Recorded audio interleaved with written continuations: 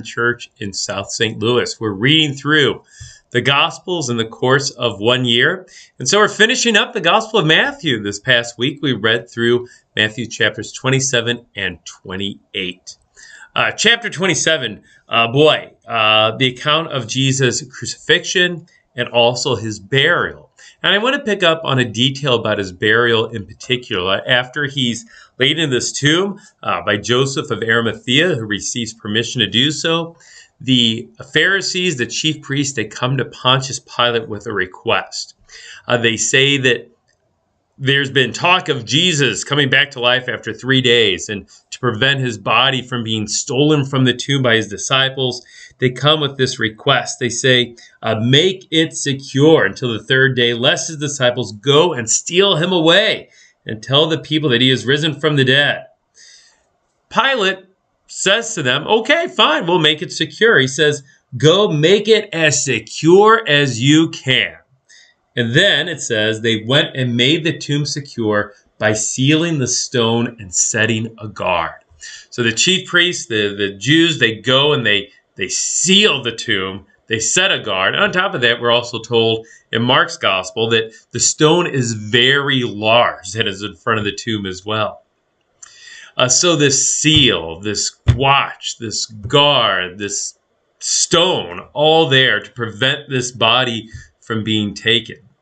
And the beautiful thing is, it really doesn't matter because Jesus' body isn't stolen. Instead, Jesus' body rises from the dead. He bursts forth from the tomb. So we have that description in Matthew's gospel as well, chapter 28.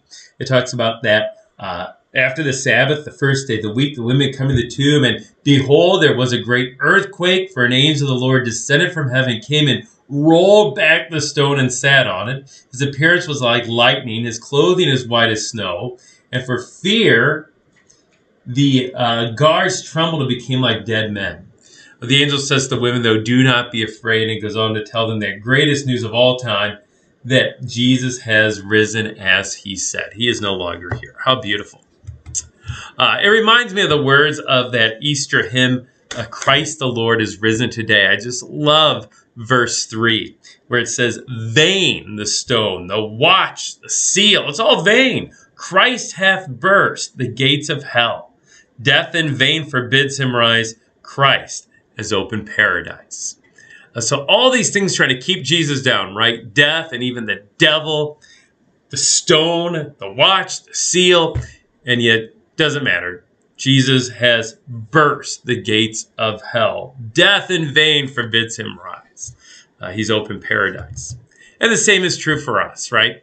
That when we go to a cemetery and we see the graves of loved ones, whether they are buried underground or whether they are in some sort of crypt or whether they are cremated, whatever the circumstances, vain the stone or the seal on the last day, they will burst forth. We know that because Jesus did.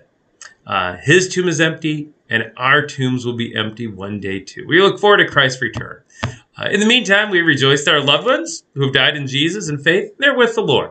But we look forward to that day of the resurrection of the body and the life everlasting.